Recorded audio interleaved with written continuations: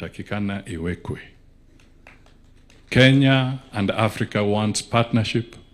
We can no longer be depending on aid na hayo maneno mengine kama charity. Alipomaliza kuzungumza, and you know, I decided just to focus on one man huko ndani. Nione body language ya Trump. And I can tell you without blinking, when President Ruto finished, and even before he could finish, Trump alikuwa ameanza kusema hivi. Kasema, I like this.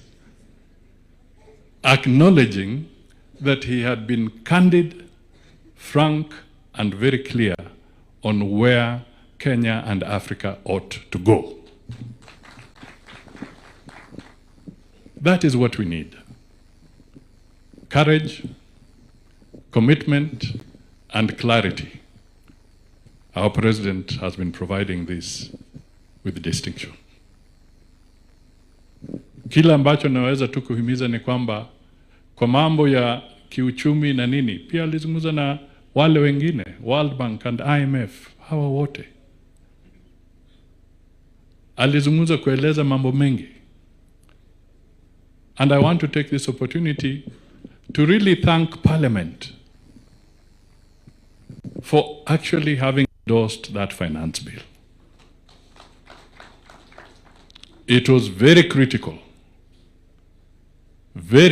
for the economy, because as you know, there is no more aid flowing the way it was flowing.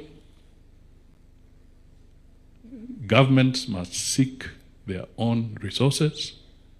Na hao ambao wanasema they have alternatives, let me tell you, they do not have alternatives.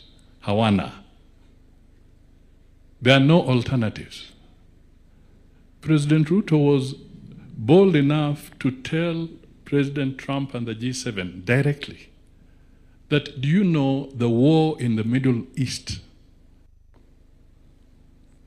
has literally doubled the petrol bill for the entire country.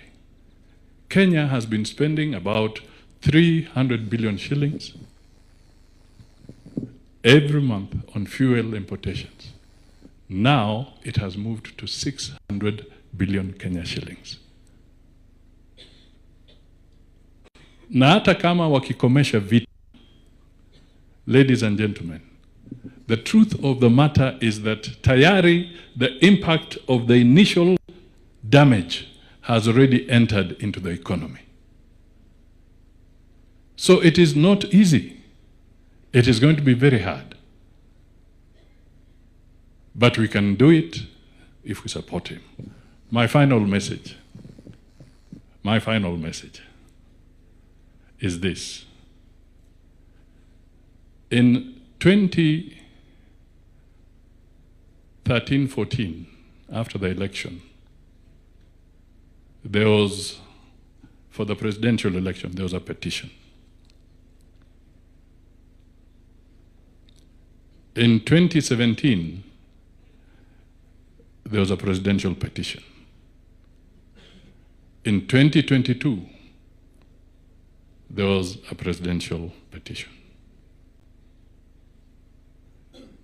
Na waomba kama wa Kenya, let us work hard, register, so that 2027 can be a petition-free presidential election. Petitions are costly, they can also divide. Tujipange, we register, we work hard, we campaign, we support President Ruto, he achieves and attains a petition-free victory. That is my plea to Kenyans, and it will be a very good message for our country. With that,